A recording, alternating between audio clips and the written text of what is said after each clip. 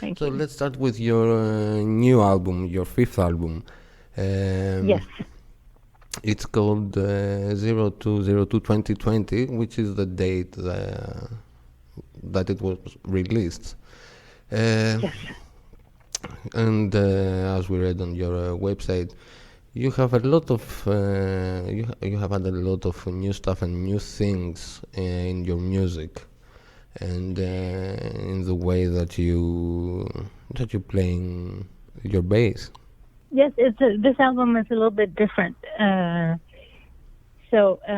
Because I felt like the date was very special, because of the palindrome of it.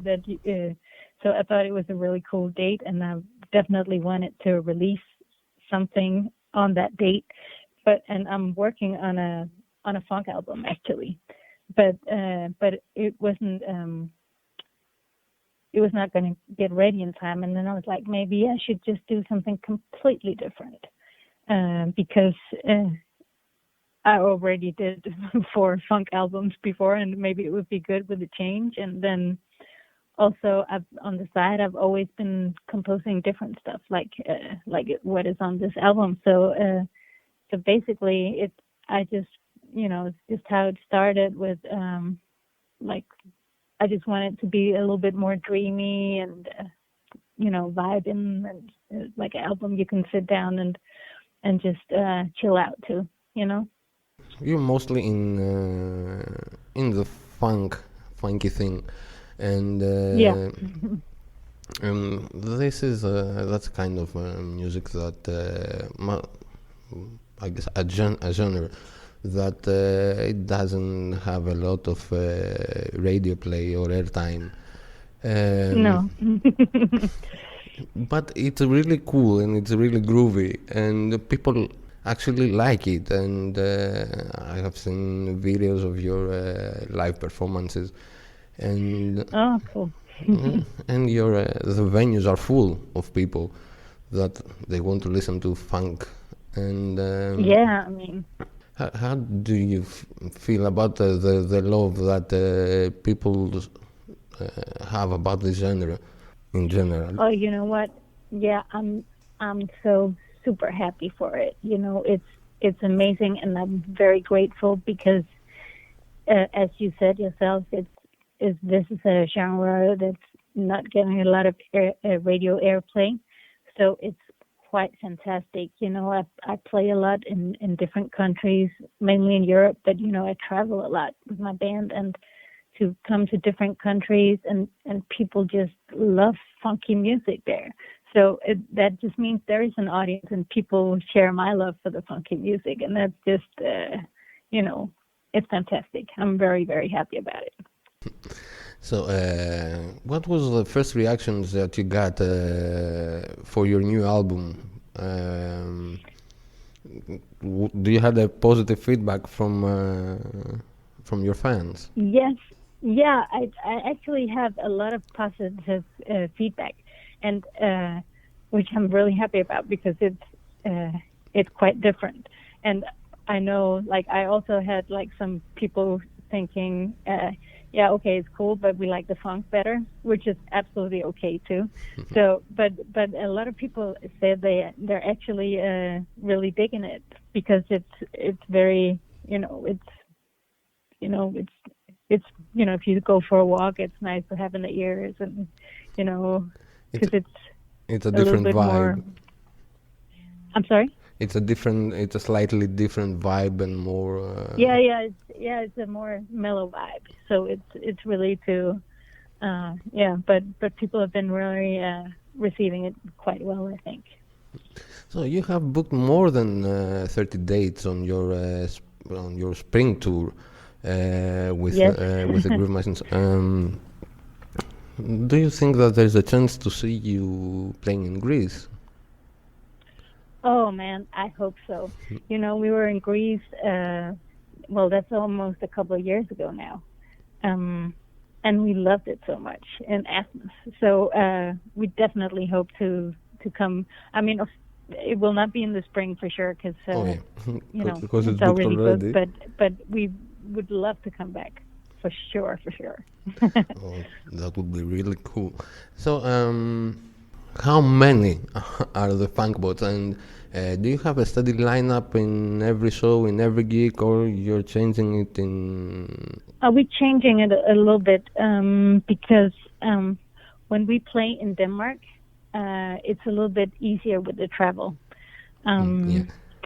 So we're 5 people in the lineup, but when we travel in Europe, we travel as a quartet and with a sound guy.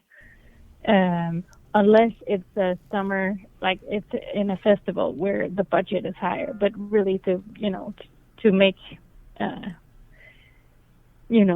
it all make sense financially, we have to do the quartet when we travel a lot. So unless it's for a club tour, it has to be the quartet. But so it's either a quartet or a quintet, and usually it's the same lineup. But we actually do play so much and have been that sometimes the guys can't do it because they also play with other people. So I have I have different substitutes for everybody. So it changes. It depends when it's going to change. So So last year, you were voted as one of the best bass players in the world, and that's something really, really, really cool. Were you imagining that when you start playing the bass, like someday people going to vote me? No, I didn't think that at all. I didn't even know that was a thing like this. So I was really surprised and, of course, super happy and very proud about it. But then again, I also know a lot of very good bass players that I think should have been on the list. So, that's how it is. But, it was pretty incredible. I was happy about it. You're playing bass since the 90s, and how do you decide that that's the thing that I want to do? I'm going to play the bass. When do you decide that this is going to be you? Well, it came as a little bit of a coincidence. How life goes, because I've definitely never imagined that was the way my life would go.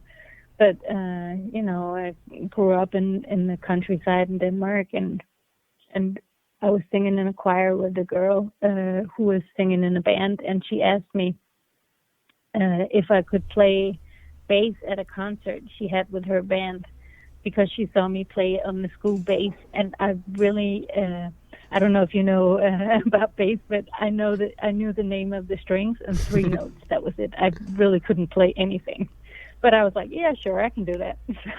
So I went for it, and then I didn't like it too much. But then at the concert we were going to do, there was this band with young guys, and the bass player was just going in. They were playing funk music, and he was slapping, and I never heard or saw anything like it. And I think that was like the moment for me where I was like, oh, I want to do that too. Where I found out, it's fun to play bass, so that was, I guess, how it started. But it was not until years later I thought I was gonna, make a living with it. I just did it for fun. So it's like the way most of instrumentalists starting playing their instrument just for fun, and then they're doing great stuff. Which bassist were your initial influences? Who would you say that affected you more in your early steps? Yeah, in my early, it's always, I feel like it's always a mixture of whoever you hear, like everything you kind of check out. But in the beginning, I was really into Marcus Miller, Mark King, Larry Graham, and then later on, as I discovered Bootsy Collins and Rocco Portilla and Jaco Pastorius and Stanley Clarke. You know, all the big ones. And yeah, it's just you know, it's I keep like finding there's so many good bass players out there, man. I'm just keeping, you know, discovering new people. I was like, whoa, these guys can really play, you know. It's so well, that was not that was not what you asked me. Yeah, but anyways, but you know, all the funksters is definitely what inspired me in the beginning.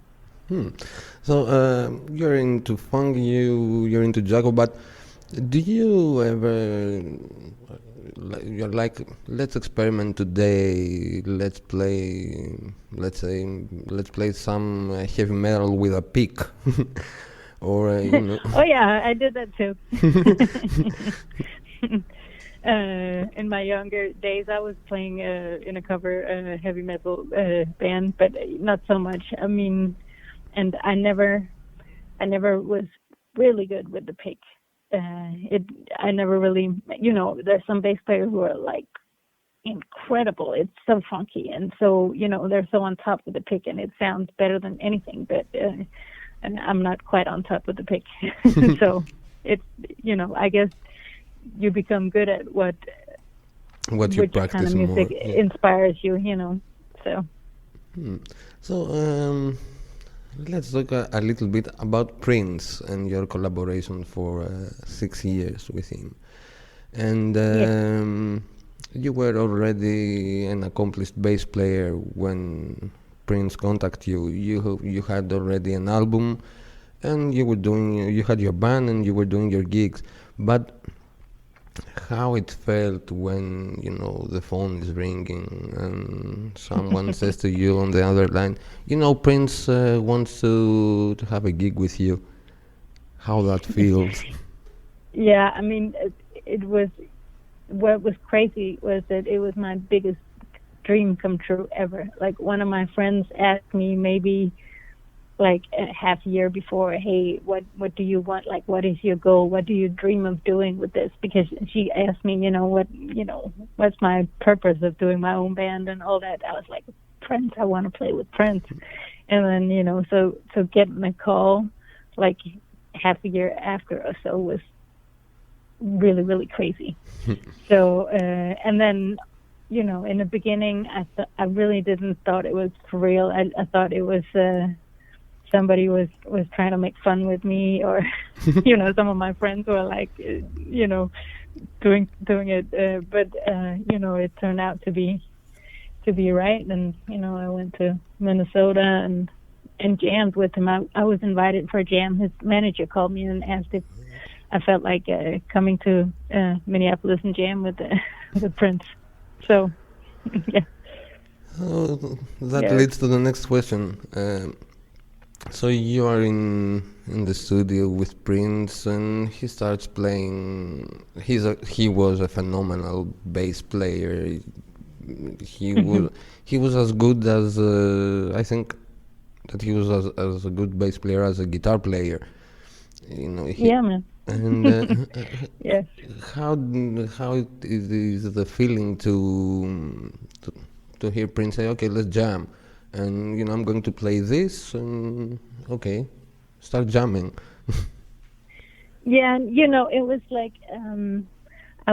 I really had no idea what was going on, because I didn't really know it was an audition. I thought it was just a jam, but I met him and the drummer John Blackwell in the studio, and then we had a little talk, and he asked me about different stuff, and then he asked me about my bass, because I think he could tell that I was nervous, and he was just trying to make me relax and feel good. So he asked me about my bass and asked if he could see it, and then he asked if he could hear it, and then he plugged it in because we were in the studio, and then I just started playing, and then he told John, "Hey, the drums are all hooked up, you can just go and play along." So John went in the drum booth, and Prince was playing piano.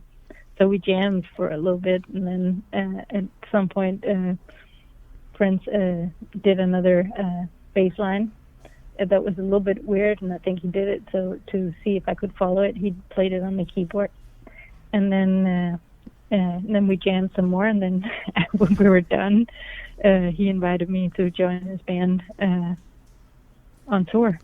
So that was, I didn't sleep all the time I was over there. I was so excited. So touring with Prince, I think that most musicians couldn't handle Prince, because we know that he had a very demanding show. He changed the set lists, and he had a lot of improvisation, and he never played the same set, I think. So No. how did you manage to to get in track with this? You were before that you were playing your own gigs, and you were a bit more relaxed as a musician, and suddenly all this. How can you handle that?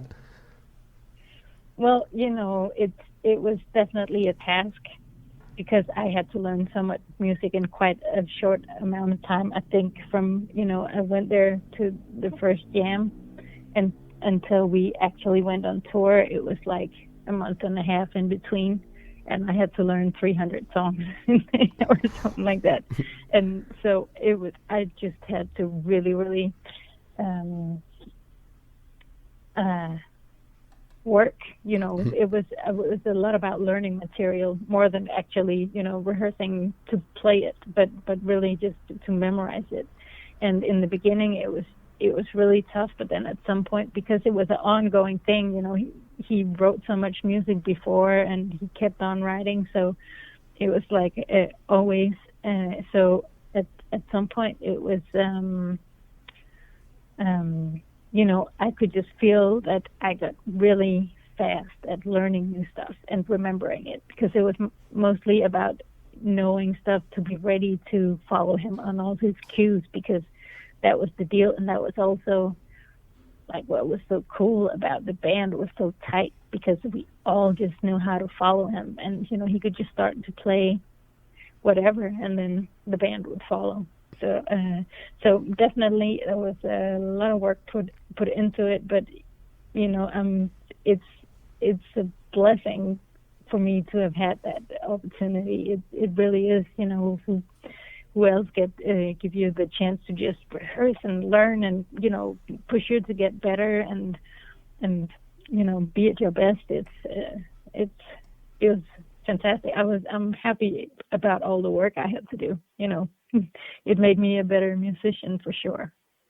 Yeah, that leads to the next. Excuse me. That leads to my next question. All the Prince influence. What impact has had on you and your personal style on bass playing?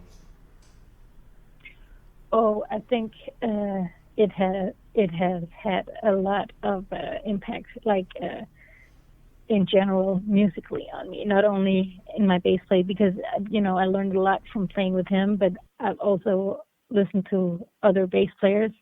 So of course I also learned from that. But I think musically, he was such a genius in like overall. I think especially when it came to live arrangement, and he could play all the parts himself, and he had like everything to the smallest detail in his head.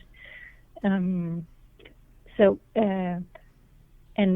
to see him work the way he worked, I learned so much from. And to play. I don't even have a number how many shows I played with him, but we played so many shows, and to have that feel that tightness of the band with all the medleys and everything that went on. It had a huge impact, and I feel like I learned so much, and I discover all the time more stuff that I think I learned from it. Every time I'm redoing stuff with my band, it's I just feel like yeah, it's just a whole lot of yeah, basically I don't know musical wisdom I have from that time. It's on all levels really. So yeah, huge impact.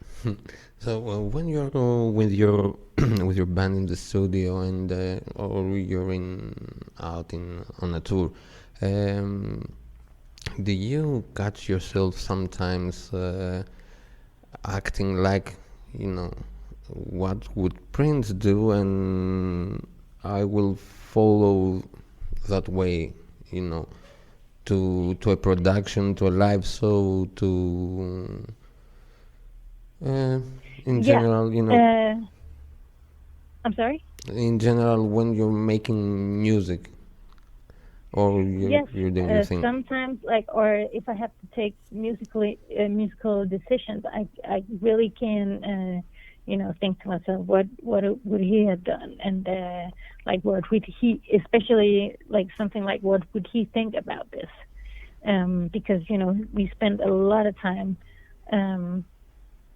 going over stuff and thinking, he was always thinking about, every part of musical production, not only the music, but all of it. So I'm definitely, and especially also like something with, do you want to have a record label or not? Do you want, all these questions there is. And I think a lot about what he would have done in a given situation. But, my situation is quite different than his was, so I'm, of course, not always able to do what I think he would have done. But, always also don't necessarily agree, but, it definitely, I'm thinking about it for sure. Oh, that's really cool. So, let's talk a bit about your equipment, and this is a really thing cool to have. You have your own Sandberg, California signature bass, Yes. and it's a really beautiful bass. Thank So, you. yeah, so what the specs of your bass, and when you choose to make a bass for you and your playing needs, does does your choice in bass cover all the tone range that you need in a live show or in a recording session? Yes, I think more or less it does. As for it's the bass is I had the luxury of sitting down and really finding the pickups I like, and the position of them and everything. So I really feel like I can get exactly the sound in the bass that I want to have. So for different styles, the different styles that I play with my band, and yeah, really. I of course also have other basses from before, but I basically almost only play my signature bass. I rarely touch any of the others, so I'm very happy about it. So on when you're touring or in a live show, this is the only bass that you need, or you're getting with you some of your other basses? I normally only bring that, or if we have room in the band, I will also bring. I have a five string version of it, but for the last couple of tours, I just bought that one bass. That's it. So if I break a string, I'll have to have the guitar player tell the story while I change my string or something. So yeah. So and besides bass, what other instruments do you play? I play a little bit of everything. I play keys and I play guitar and I play drums. So these are what I'm best at. So that's also how I compose. I compose at different instruments, and it's always like different stuff that comes out. It always depends on the instrument I'm sitting at. So, you know, I saw recently one live performance from Nam in the 2020 Nam. It was great. But you know, sometimes lots of solo artists like you are often criticized, you know, on the comment section or on the internet generally by other players. So have you ever met that kind of whining, you know, like John from Wisconsin says that I could do it better? And Oh yeah. how do you handle that, you know, when someone says, okay, yes, but your second finger should be on the third fret, and you know, I play for 2 years and I know stuff. Yeah, you know, you can never pay too much attention to that sort of stuff because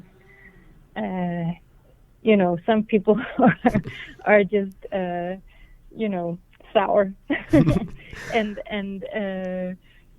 And I remember, like, the first time I had something posted online. It was not posted by me. It was by a company called TC Electronic from Denmark, and they posted some videos of me, and you know, and they said you know, best female bassist and stuff like that. I wouldn't have chosen to put that, but they of course put it to make people curious. But I remember some of the comments were really, really mean, and I was like, why? I'm just trying to play music, you know. It's so and then, you know, so that I remember back then that bothered me a little bit, but then, you know, I got to play with Prince, and so and everything went away. So I feel like it's easier once you know, you achieve something. You can maybe easier not take it too serious. I really, you know, there's sometimes people who write some not so nice comments, but you know, it's I don't take it in. I only take the good ones in. When people write nice stuff, and you know, luckily there's also a lot of people who write nice stuff. So that's the ones I'm focusing on. Great. So before you start your solo career as a solo artist and as a bass player for Legends, you were teaching bass, weren't you? Yes, I was. Oh, you learned the lesson, huh? Yeah. Yeah, cool. No, that was cool.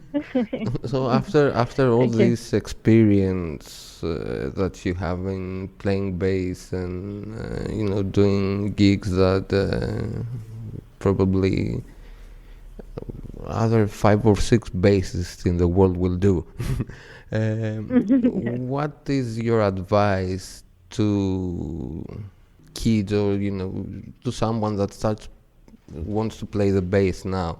What is the most important thing for you to have as a bass player? Well, you know, for me, it's most important to have fun. You know, do it because you enjoy it, and do it because you love the music. Because if you do stuff out of joy, then it would, you know, it would always be like a pleasure, you know, to play, and you know, it would bring good vibes with it. Is how I feel. And then I also feel like if you have dreams, you should just go for it. Because I was, you know, I was teaching and I was playing with different people, but you know, then I decided to make my own album with a lot of bass on it, like my first album, and nobody I played with wanted to play this kind of music. They, you know, didn't like it in Denmark back at the time. They did not want to hear the funky bass. So, and I was like, I'm going to do this, and I don't care what people think. So I went for it, and then a lot of good stuff happened, you know, that eventually ended up with me playing for Prince, and that I feel like that wouldn't have happened if I hadn't, you know, taken that chance and went, you know, just go for it, because I felt like I really want to do this. So I feel like, so my advice follow your heart and follow the music and play with joy. That's the most. That's the most important. Yeah. It should be fun. If it's not fun, then I don't think it's ever going to be, really good. You should really enjoy it. No, that's true. So, And follow, follow your heart and go for your dreams. You too, man. thank you so much. It was a great pleasure having you. Yeah, for me too. Thank you so much, man. Thank you so much. Have a nice night.